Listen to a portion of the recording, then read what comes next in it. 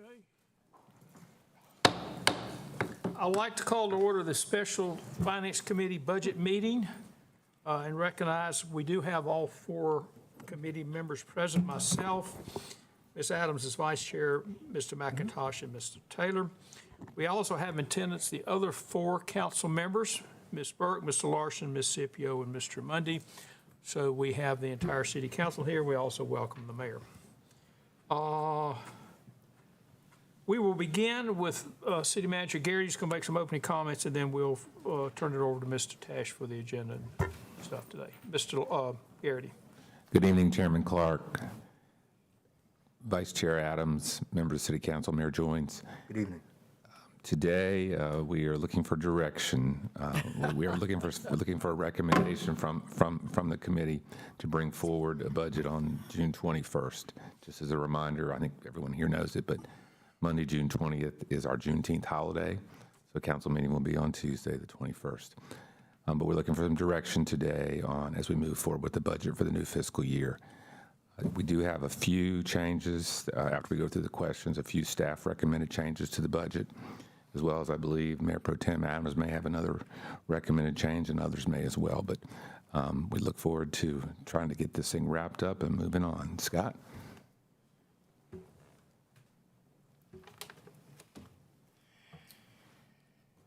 Good afternoon, Chairman Clark, Mayor, Mayor Pro Tem, members of the committee and council. As Mr. Garrity said, we do have a few things on the agenda here, and we will start with a review of the responses, the response packet that went out from the prior two budget workshops that was sent out, I believe, Tuesday afternoon and then loaded into the agenda system as well. I am not going to go through that response packet, but if there are specific questions or additional details that are required for any of those, I'm more than happy to scroll through that response package or answer any additional questions that you have.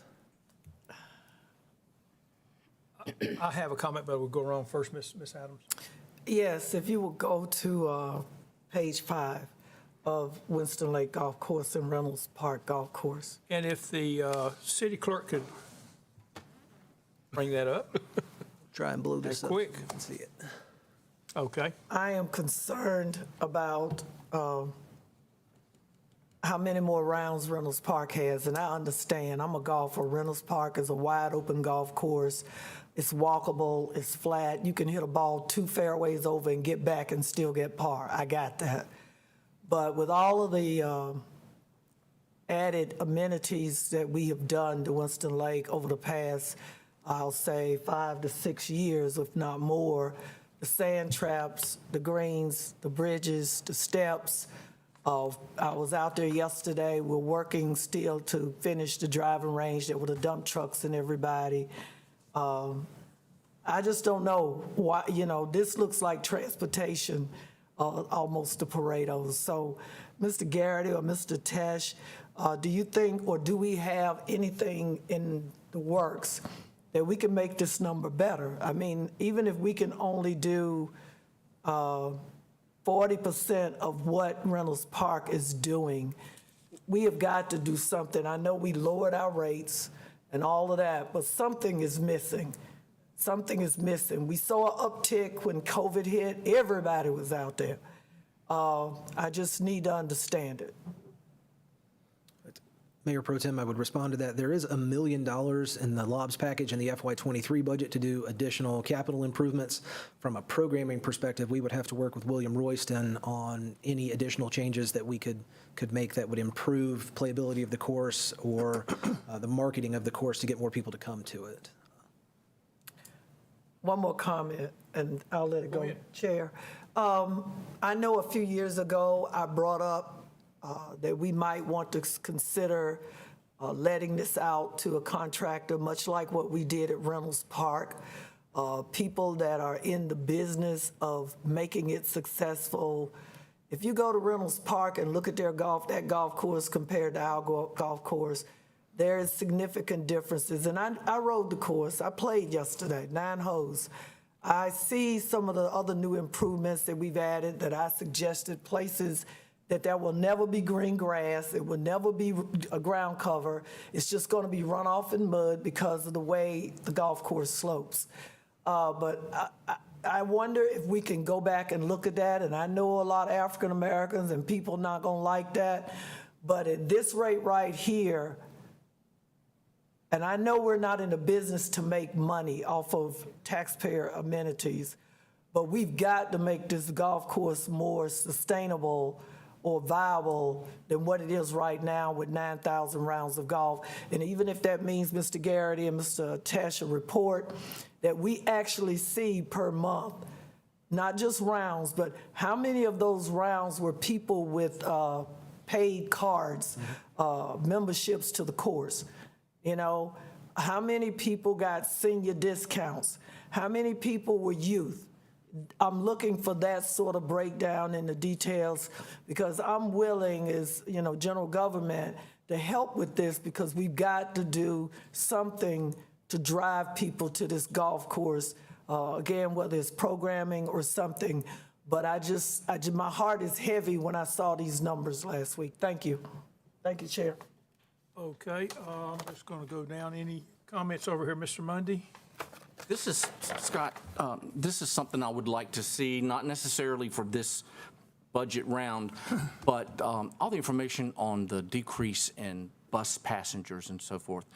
I didn't see any comparative data. My guess is that it's like this in almost every other metropolitan area, or at least North Carolina metropolitan area. But I would like to know that for sure, and then, you know, as we go through next year, try to find some ways to not spend $11 to $12 per rider. I believe we will come back to the Public Works Committee with a report, and we can include some of that benchmarking data as well. Thank you. Mr. Larson? Thank you. I saw in this document two major capital improvement projects, one dealing with a new recreation center over on Cleveland Avenue, and then another police station headquarters, I assume, third district. It'd be a fourth district. Fourth district, I'm Yes. sorry, yes, fourth district. Where are those in our, those are in our capital improvement plan, I assume, right? Those are not funded projects. Those are questions from a specific council member about what the capital and operating costs associated with those new facilities might be. They are We not talked about funded. this before, I just didn't see it. Third question dealt with Bowman Gray and the deficit that we're showing on Bowman Gray of $500,000, I believe, a year. That's on page, I think, maybe page 7.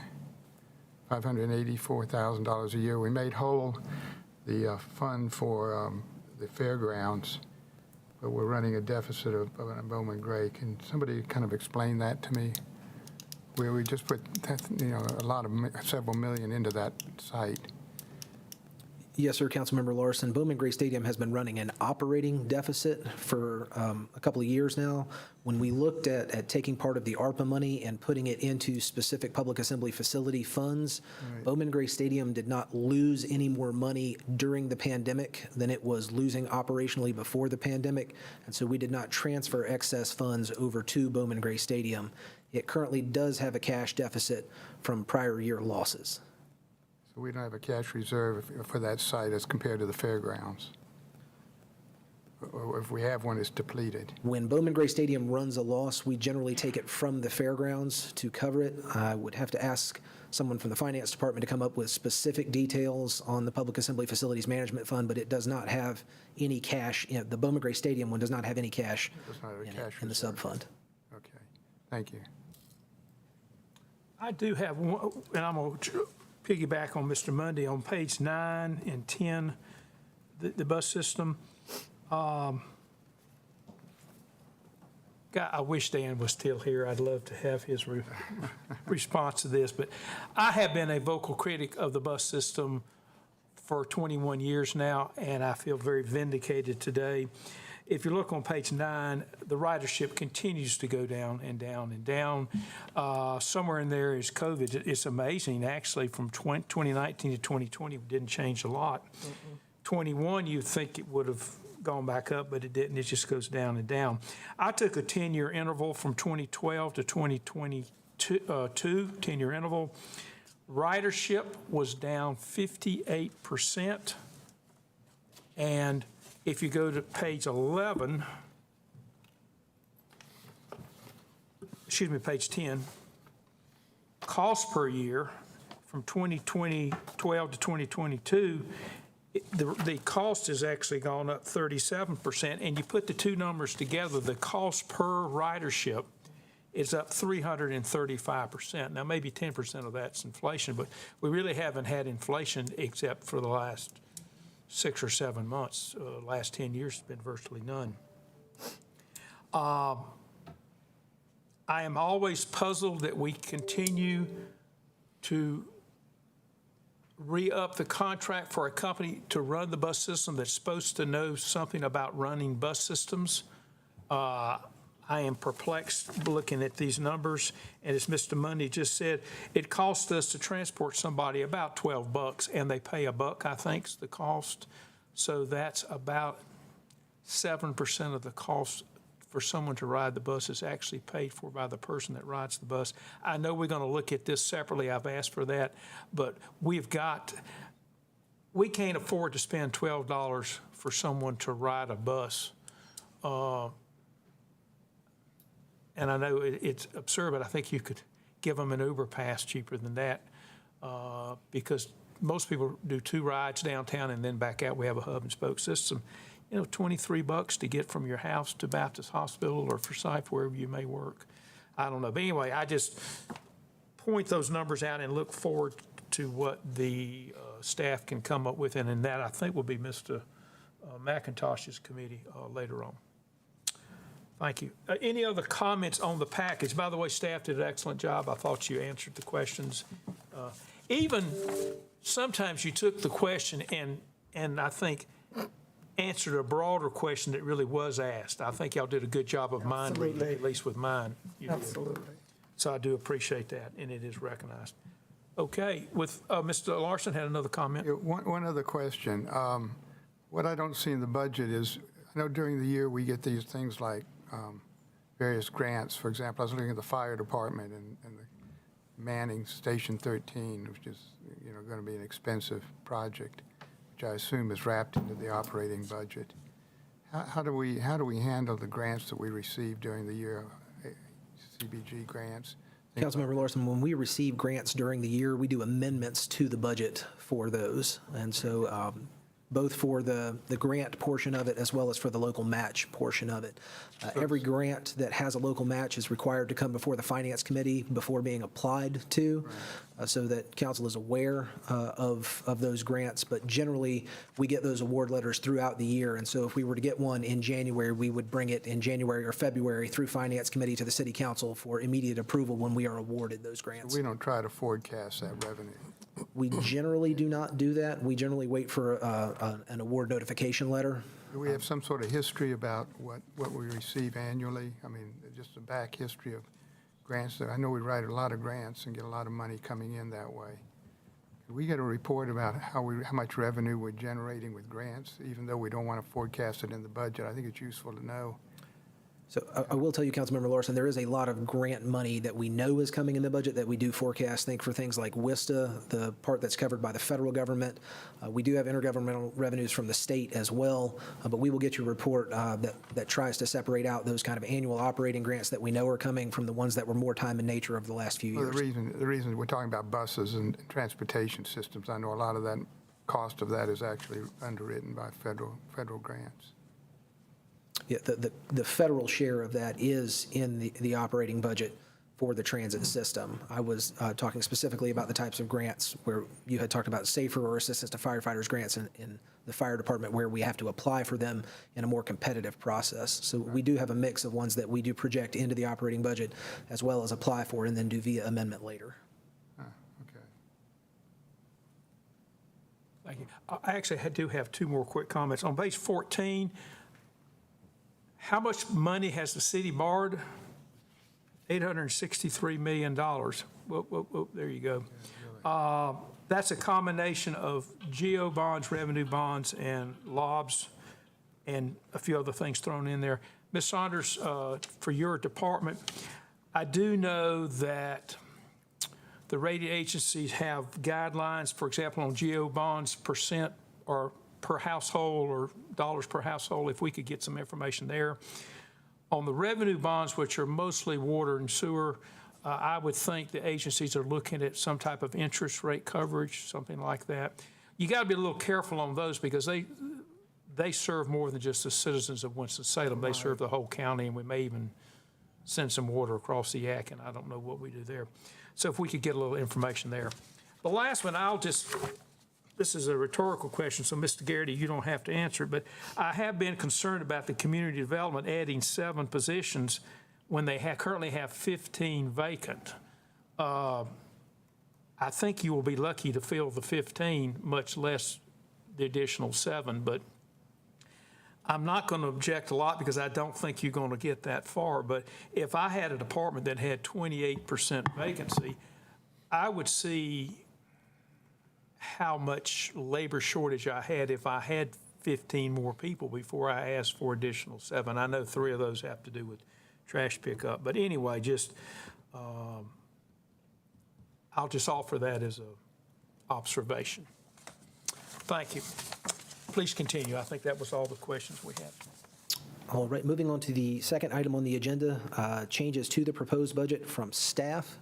There are 2 that you see here. So the first one is a summer and after-school tutoring program that I believe would take place in the Cleveland Avenue and Piedmont Circle areas. Estimated cost $75,000. Roughly $50,000 of that is in stipends to instructors. There would be some other operating costs, but this is the current estimate. We are proposing that would be covered by additional sales tax receipts. And the second thing on there, the behavioral evaluation and response team. This is the alternative calls for mental and behavioral health that have come through the Public Safety Committee twice. Assistant City Manager Patrice Toney has presented the clinicians that would be responding instead of sworn law enforcement officers to certain types of calls for assistance through 911. We are expecting the first-year cost to be roughly $700,000 for that, and you see the revenue adjustment below general fund balance from that portion that has been reserved from the ARPA framework that was moved over to general fund balance.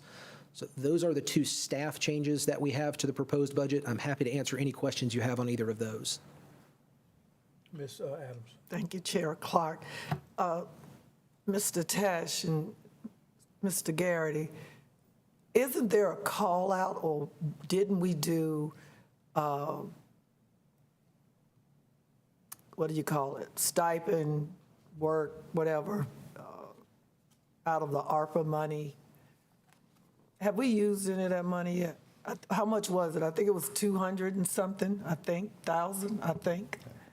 Or have we left that money where it is for the time being to be used for, like we said, at recreation centers, guardians, parents, whoever can come and help to manage the children so staff and others can do programming? In the overall $51.7 million ARPA framework, there is an other category at the bottom, and we have been reserving $700,000 of this for quite some time for this purpose, knowing that would eventually come to the City Council and that we would potentially fund the first year from that pot. This was a pilot program being designed, but if fully implemented, the cost of that program would have to roll into the general fund in FY24. So again, this money is just coming from the sales tax, the $75,000 for the tutorial. Yeah, sorry, the $75,000, yeah. Sorry. I was like, we giving them 700. Sorry, went the wrong way with it. Thank you. Yes, ma'am.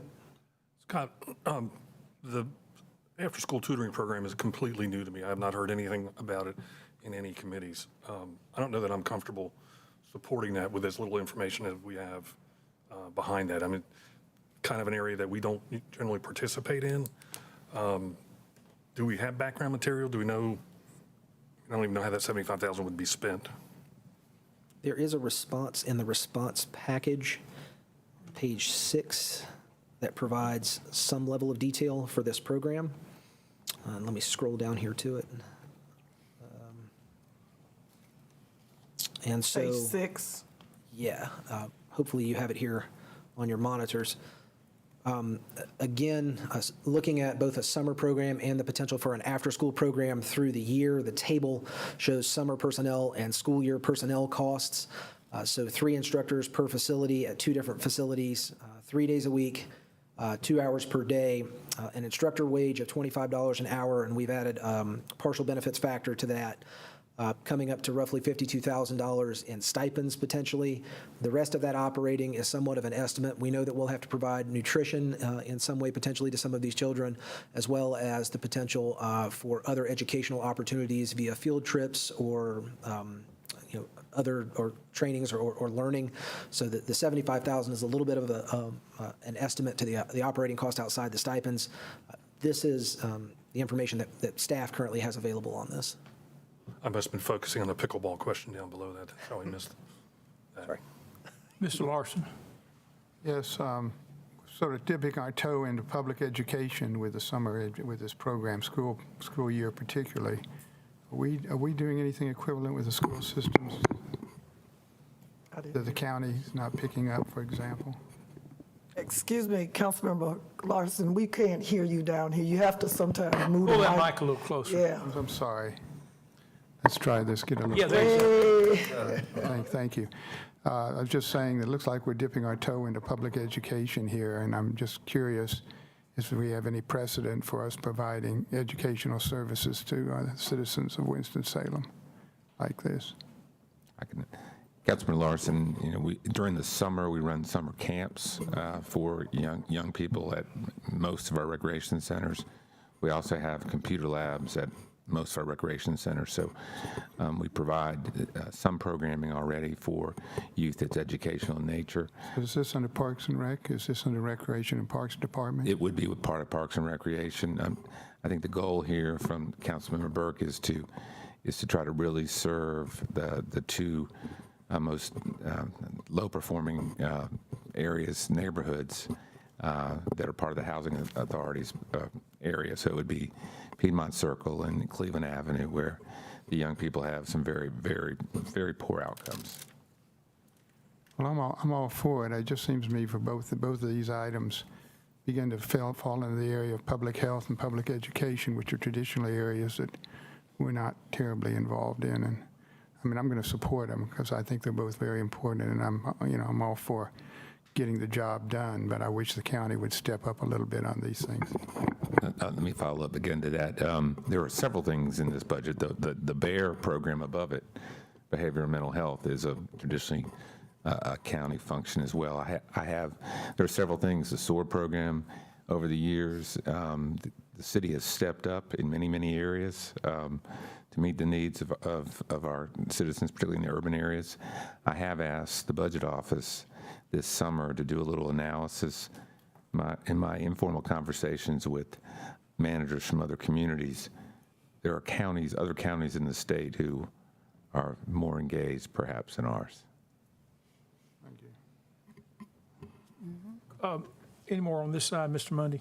And I'll come over here.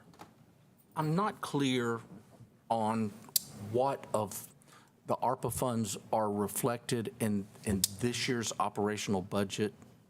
What, can you help me? I mean, like the way I'm reading this, and it might not be correct, is that this fund balance, $700,000, is ARPA money, but it's carried in this operational year budget. But not all of the ARPA money is. Is that correct? Councilmember Mundy, we have done basically all of the ARPA appropriations via amendment, and I think normally we would do this one via Amendment 2. Council is not meeting in July, and so we have wrapped it into the budget process here, having had those presentations to Public Safety Committee in June, so as not to wait and allow for the appropriation so that staff can begin to try and fill those positions for clinicians and such for that program. So it is a little out of sequence. It will be the only thing ARPA related that is rolled into the budget this way. So as we start making those appropriations, do they reside in our operational budget, or is it, since it's a kind of a one-time funding source, is it tracked differently?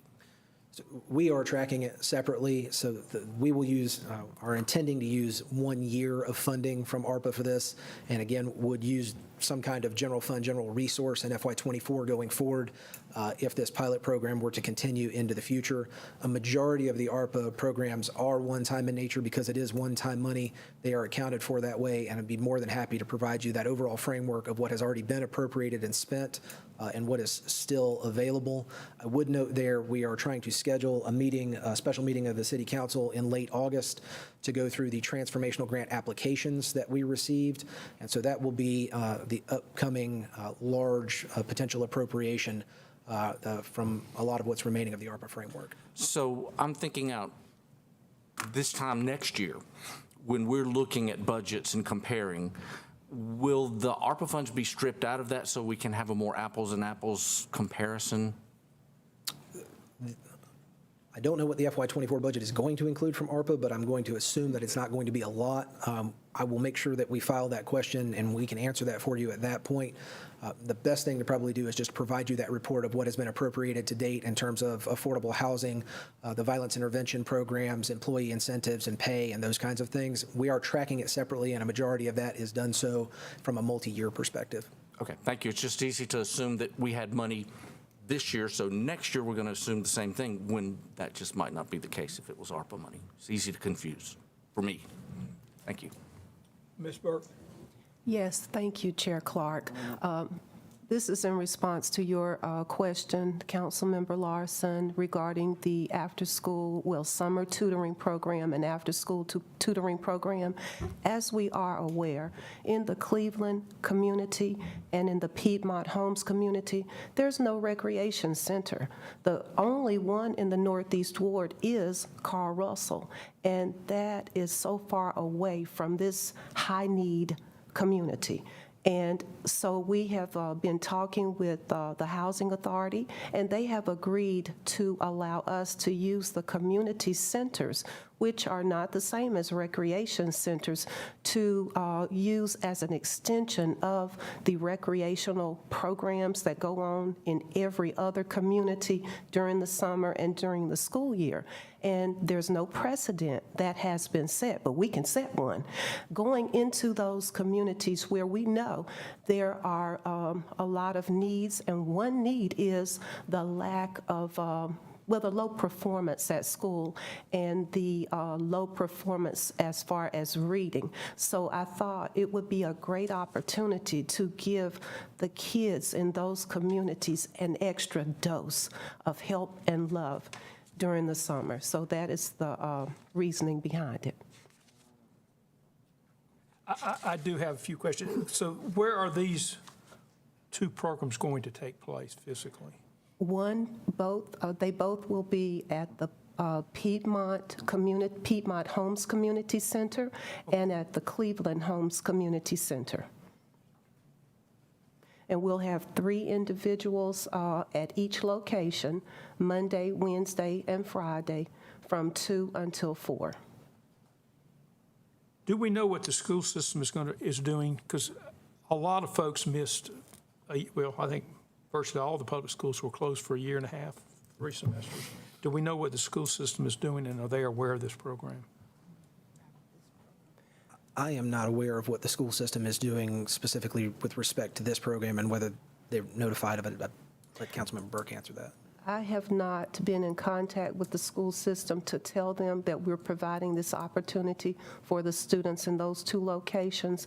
And as far as the summer programs that they have available, no, I can't speak to those. Okay. I'm struggling with the format that we're going to offer 2 hours in the afternoon, 3 days a week. That's asking a lot of a family to interrupt and go somewhere for 2 hours. I would think the parents would be looking for either a half a day or an all-day type program. But anyway, I have grandchildren, but not school children, and I know my son and daughter-in-law look for larger chunks of time to be worked versus just a snippet 3 days a week. Anyway. Clark. Oh, let me make a comment. What we're going to do, Mr. Tesh is going to present a number of different suggestions. I'm going to go back and we're going to vote on whether or not to include them in the budget individually as a committee, and then we will vote on the full budget. So this is just let everybody know the procedures. Okay, with that, I will now recognize questions. Thank you. It's not necessarily a question, but I need for everyone to understand, as the council member said, and Councilmember Scipio, Councilmember Taylor, our needs in our wards are significantly different than the other 4 wards, and everybody knows that. We know what COVID did to young people. I know what it did to my nieces and nephews. They are behind. And I don't know what the superintendent and the school board is going to do, but I know they're working on something as well. I think to present some types of initiatives all over the city to get caught up. And Mr. Garrity, they may be calling on us at last minute, like we had to step in when COVID, when there were no facilities, to assist these children with basic, just trying to stay up. Councilmember Councilmember Larson, when you were saying that you couldn't quite grasp why we were dipping our toes in education, if many of you remember, I have been prodding you for the past 3 years to understand the world has changed. The city can no longer sit on the sideline based on what the county does and the county doesn't do, or what the state does, or the feds. These are our citizens. These are our taxpayers, and they expect initiatives and action from us because all politics is local. I think it would be, we already, if you remember, Mr. Tesh or Mr. Garrity, we have money set aside in last year's budget for pre-K initiative priority that we haven't, I don't think we've given it yet, but that money is sitting there to help with young kids, whether they're at Smart Start, whether they're at Head Start, or at private daycare centers. This gives us an opportunity to, yes, start to venture, and we've talked about tutorial programs in our recreation centers. It gives Parks and Recs and staff an opportunity, and council, to create programming that lends itself to education as well as all this other stuff, like, I have nothing against sports, basketball, nothing, swimming, but I tell you this, a child can't read. Swimming and basketball is not going to help them get there in adult life. And I think we have a responsibility, if we want to lift the poverty in this community and lower our poverty rate nationally, that the other agencies that look at us to see what we're doing, if they can see that Winston-Salem is venturing into territory that they've never ventured into, to facilitate the learning and quality of life and the lifting out of poverty of our community, I think it's a good thing, and I think we will see more. And so far as the rules are concerned, Mr. Monday, to the ARPA money, the rules demand the compliance that Mr. Tesh knows we're going to have to report. They're going to be calling for us to give our report to the feds of what we've done so far with this money, and yet what else is still to come. So they are tracking the money. The federal mandate says we have to track the money separately. We can commingle it on our end, but at the end of the day, that money will have to be tracked and responded to, every penny of it, at every level. And I know that we as council, we feel very confident with Mr. Tesh's office and the city manager and Ms. Saunders and all of them to keep us on track so that we don't go to jail. Thank you. Okay, Ms. Scipio had her hand up. Thank you, Mr. Chair and fellow colleagues. This is nothing new. You think it's new, but it is not new. Our recreation department was established in 1919 because of high juvenile delinquency rates, and the recreation centers were positioned right beside the schools so that children would have some place to go after school. When I was growing up, our recreation centers started out with our supervisors mandating that the young people who came did their homework first. They helped them with the homework. That was the key. So they were tutoring, and then they learned sports and other activities. So the City of Winston-Salem Recreation Department was the leader in after-school and tutorial programs. Over the last 50 years or so, we've moved away from that. And we really need to get back to it because we are the public entity that looks out for our children. And so I just wanted to let you know, this is not new territory for the city. It's just going back to where Parks and Recreation started, which was as an after-school program for our youth in our community. So I applaud Ms. Burke for recommending this program for the areas that you're targeting. That's also the same area, because everything connects, that the Cure Violence is targeted for. So we're trying to put resources in the neighborhoods that are falling apart. They don't look like some of our neighborhoods, but the people are wonderful people who live there. There are other issues that they're having to encounter that makes their life not so well. But this is what we do at the city. We help our residents, and we give them the tools and the support they need so they too can be productive in other walks of life. So I'm certainly in favor of this after school, and we need to make sure our other recreation centers, if they aren't doing their job of helping these kids after school, that they too step up to the plate. Thank you. Any other comments? Okay, if not, Ms. Tesh, if you, and I've written all this down, so we'll go back over each one and then vote when we get them all introduced. Keep going, sir. Yes, sir. That brings us to item 3 on the agenda, consideration of a recommended budget and property tax rate. So what you have in front of you right now is the $625.8 million proposed budget plus $775,000 that we have up on the screen here. So the original proposed budget plus this, the tax rate has not changed from the proposed document, still at 63.6 cents per $100 of assessed valuation. I believe there are some other things that council members may want to discuss with the committee about potentially adding to the budget. And so, Councilmember Clark, I think it would be appropriate to take those items. Yeah, let's just pause. Are there any other, and we got 8 people up here, items they would like considered for changes to the budget? Okay, Mr. Are we going to discuss firefighter salaries? If you would like. Yes. Would you like to discuss them? Yes. Then you have the floor, sir. Okay. The proposal was presented, Scott, Mr. Tesh did the comparisons, and the discrepancy between percentage going to firefighters versus police officers is fairly wide.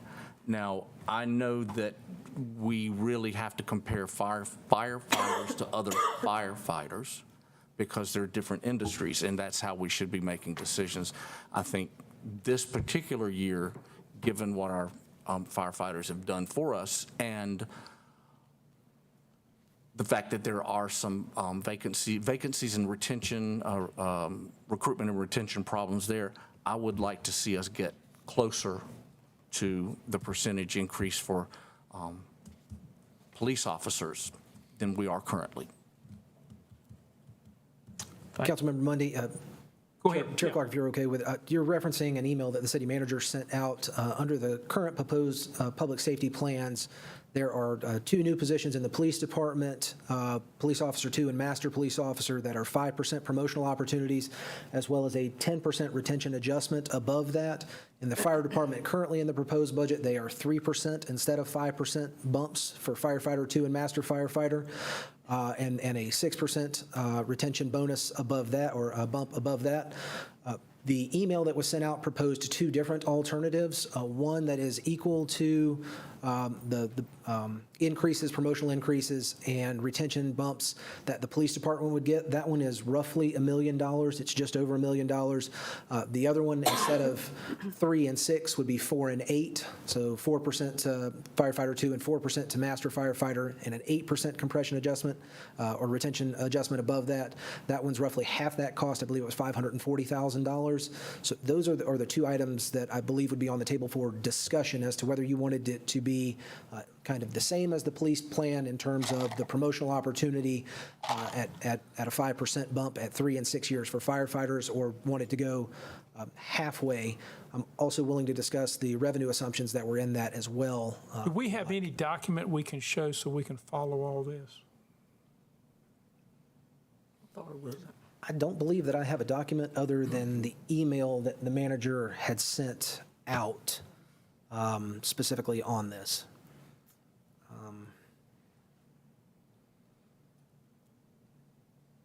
Let me know what your question is. Let me see if I can answer Well, I it mean, I'm just, narratively for you. so everyone can have it visually, okay, here's two options, we're going to look at this option or that option. I just think, let me make a suggestion. We're going to vote on a lot of things. Can someone try to find that email so we can put it on the overhead or something? I can't remember all those numbers. I've already forgotten them. Mr. Terrence, could we not reference page 1 or 2 of the, We and can, then show the email? Hang on a minute, I think Mr. King's working on something.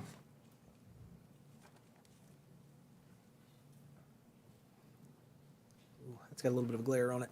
That better? I can't, It's not on our can you put it on our screen? No, well, We have to turn around. that's going to be hard. It's going to be hard. I tell you what, let me vote on everything else. Somebody go make me 8, 9 copies of it. It was just showing on our screens right But not- before you walked away.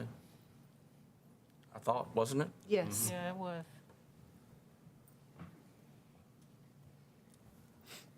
Okay, maybe Good old tried and true overhead. I'm looking at the wrong screen. Okay, hang on a minute. Whatever Aaron had up there, it seemed like it was showing on our screen. There it is. Here it is. It's on your, Oh, okay.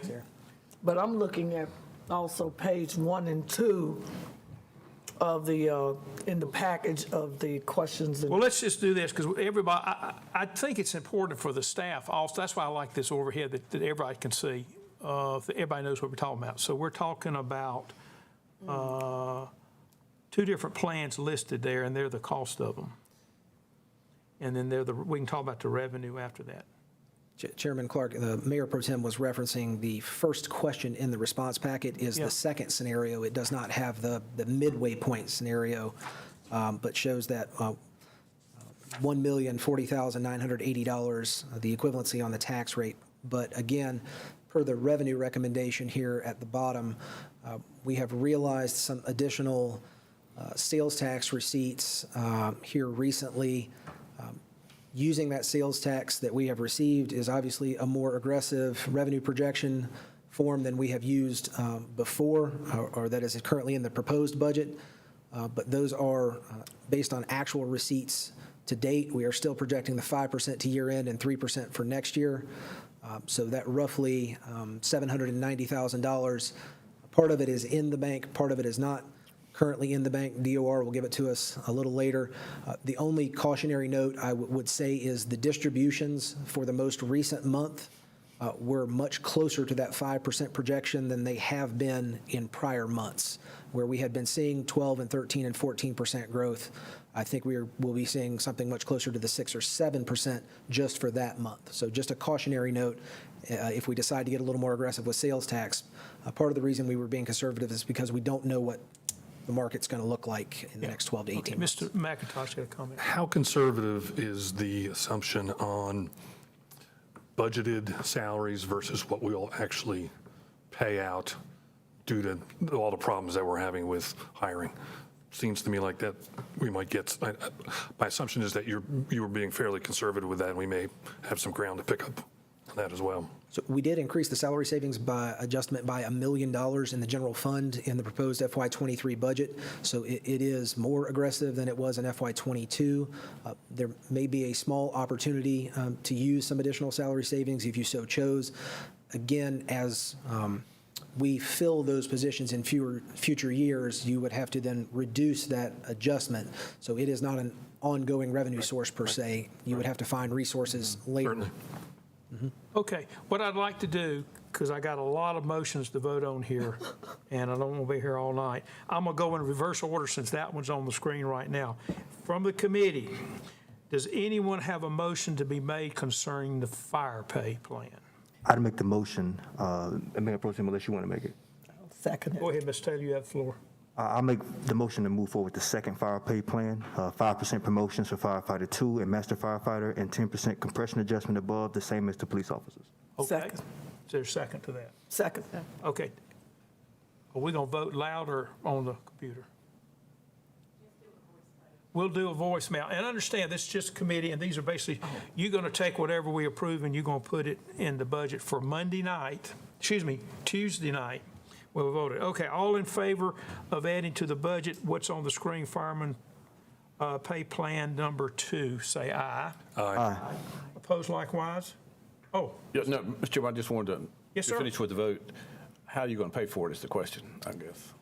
I'm going to leave that up to the staff to come back with a recommendation Monday night. But you got to figure out if it's going to impact your tax rate and what you're going to vote today. Okay. Yeah, so the recommendation that you see up there at the bottom is $790,000 in realized sales tax receipts for the last 2 months, as well as roughly $250,000 in general fund balance, which is just using the savings account. Okay. As the mayor indicated, and as shown on page 1 of the response packet, you could also elect to raise the property tax rate roughly 4/10 of a penny to cover it. Those would be the two recommendations. Well, let me go to Mr. Taylor, who made a motion. Alternatives Do from you have staff. I don't suggest a property tax increase. I suggest to do it as Suggest presented. the first two items, which are the general fund balance sales tax. and the sales, change the assumption of sales tax. Okay. Who seconded that? Yes. Will you accept that as a friendly amendment? I would. Okay, so we will now take another vote that has both the expenditure side and the revenue. So thank you, Mr. Mayor, for the edification there. We need to be sure we get that. Okay, all in favor, please say aye. Aye. Opposed? Abstentions? That is added to the budget. I'm going to again go backwards. We will now do the behavioral evaluation team. I'm not sure if I wrote that down right. We're calling it the Behavioral Evaluation and Response Team, but it's Response and the response. alternative response model.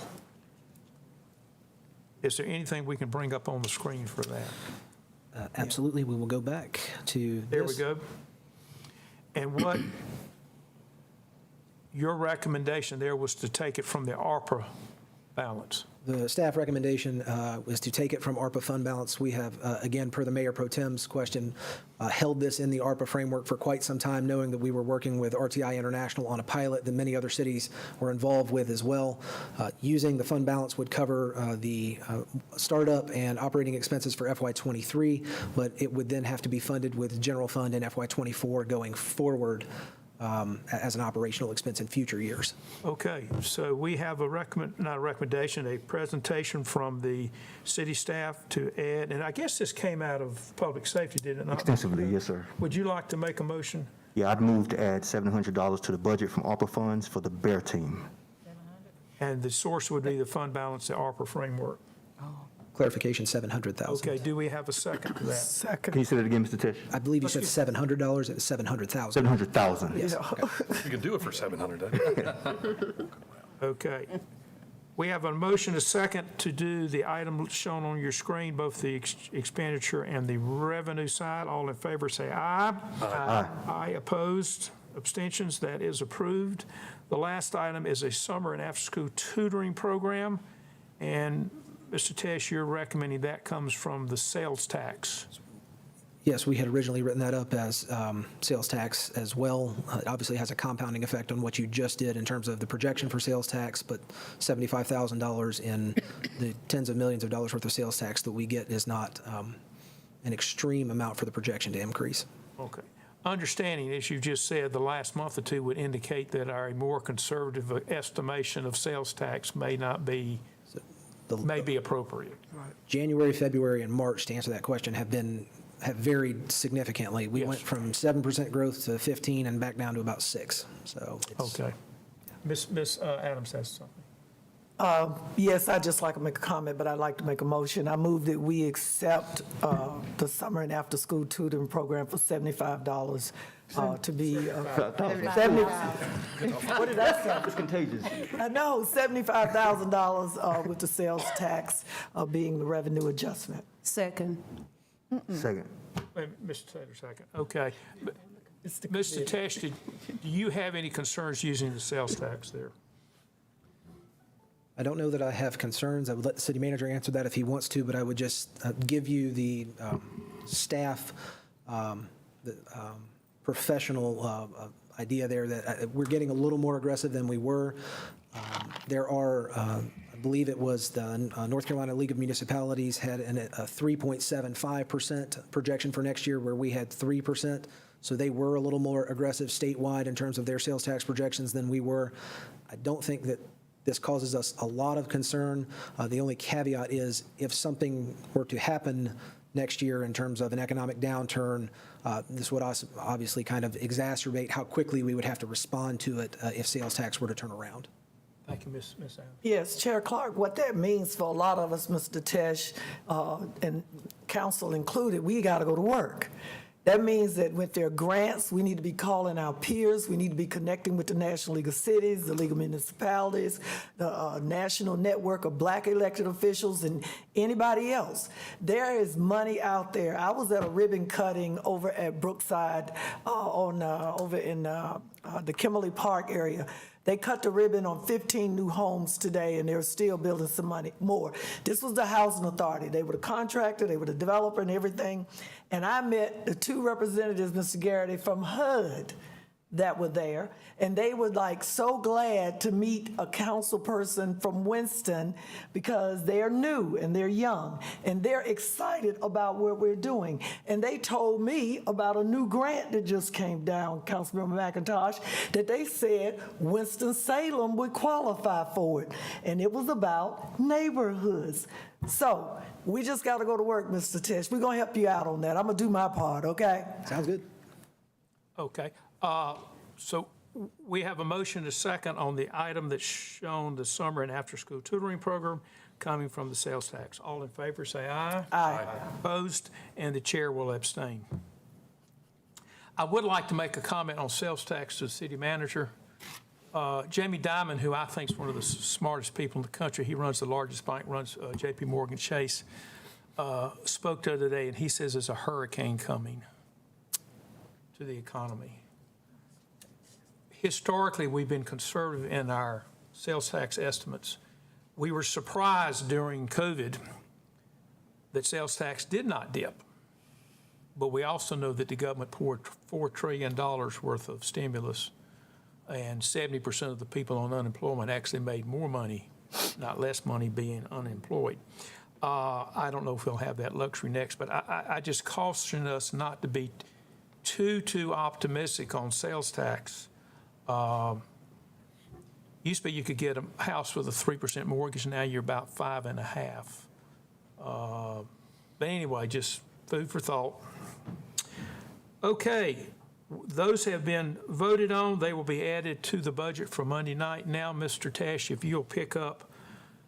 Guys, we got about 6 things to vote on here, so if everybody just stick with me here. And the first one, I think, was the tax rate.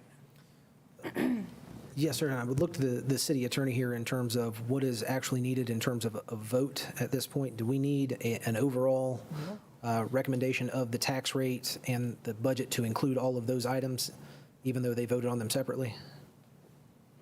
I think that would certainly be helpful to do it that way. Right. Okay. Yeah, I think we voted to put them in the budget, but we haven't voted on the budget yet. That's my That's what we're thinking. doing. Okay. Okay, please continue.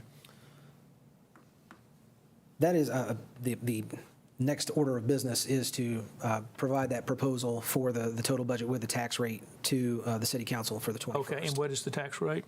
Tax rate, proposed tax rate of 63.6 cents per $100 of assessed valuation, which is a 2.36 cent increase from the current rate. And that's about a 4.5% increase in the tax rate. Do you have something you can put on the screen? I hate to pick on the screen, but I just, Yeah, we needed that. I thought it was in the package that whatever it is, all that we were. I would have to pull up the For you staff out there, I think you're important, and I think you need to see what we're voting on Yeah, since we y'all need- got to do it. We need to see your work.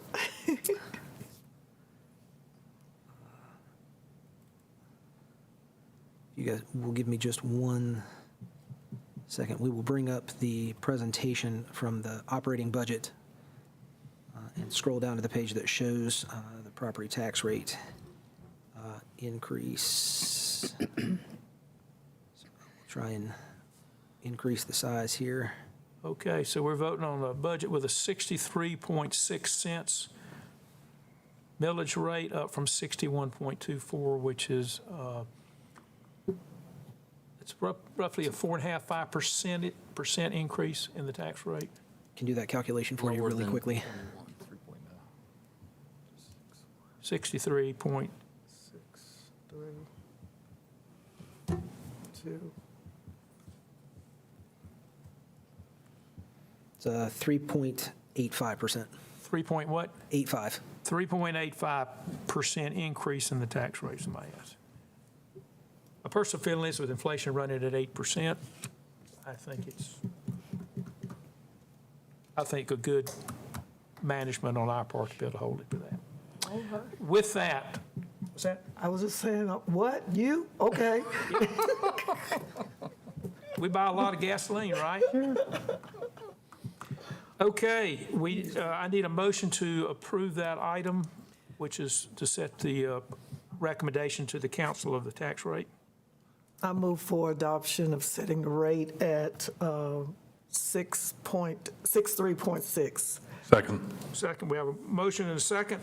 All in favor, say aye. Aye. Opposed? Okay, next item, sir. Along with that would be proposal for the total budget, which would be the proposed budget of, let me make sure I get the numbers correct here in terms of, I believe it's $625.8 million plus what you voted individually to add there, which would be supported by that tax rate. So proposing the overall budget of, the proposed budget of $625.8 million plus those adjustments you just voted for. Okay, do I have a motion to approve that? Move for approval of the adjustments to the 625.8 million. Do I have a second? Second. All in favor, say aye. Aye. Opposed likewise? Thank you. Next item. Thank you. Next item on the agenda, not shown here are, you will see on the 21st, the ordinances, both the annual appropriation and tax levy ordinances as well as the project budget ordinances. They are not attached here. The note I'm going to give you is that because of the change in state law that the city attorney has emailed you about, you are going to see a considerably higher number of those. Each council member will have to recuse themselves from any part of the budget that is associated with a nonprofit that they do business with or sit on the board for. So we will see our normal, what we call AATLO and PBO, and then we will have a series of them where you will have to recuse yourself. We'll vote on one associated with that, and then the next council member will have to recuse themselves. So just a note here, when we get to the 21st, there's going to be a lengthy agenda with potentially 10 or more of those, so more than we've seen in the past. The other items that you see on the agenda here, and Angela, we don't need votes on these. These are just for presentation purposes, or do they need to vote on them to send them forward to council? It probably would be a good idea to Okay. vote on them, send them forward to council. All right. 4A is the resolution approving the capital plan for the fiscal year 22-23 through 27-28 as a financial planning guide. Just as a note, the first year of the capital plan is included in the budget.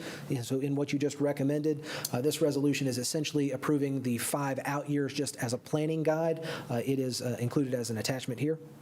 Thank you. Is there a motion? Move for approval of the capital plan for fiscal years 22-23 through 27-28.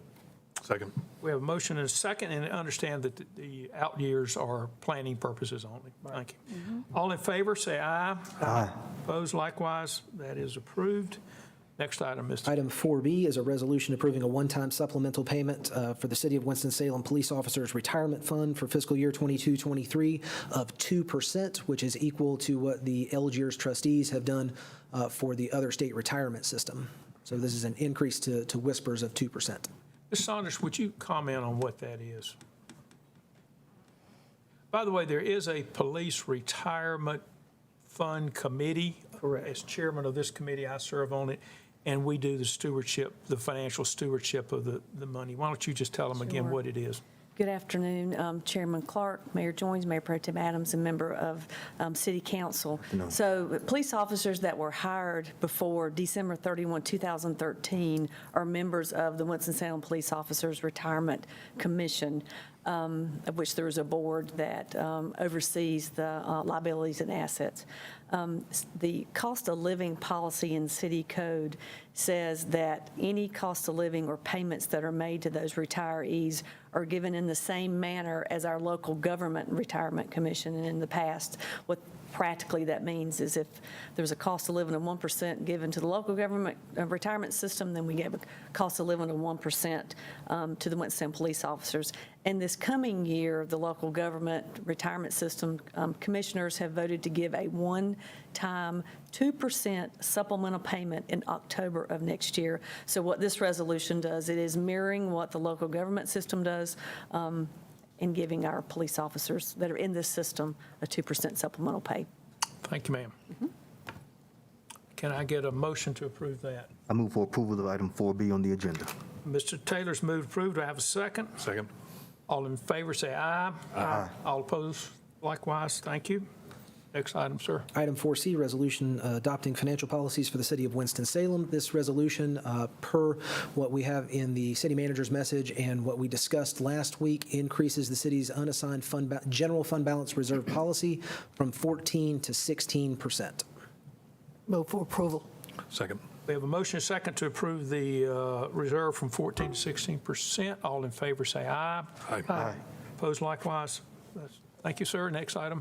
Item 4D, resolution approving merit pay for eligible employees, amending Article 2 of the City of Winston-Salem Personnel Resolution to add and delete position classifications, to create new public safety pay plans, and revise employee evaluation categories.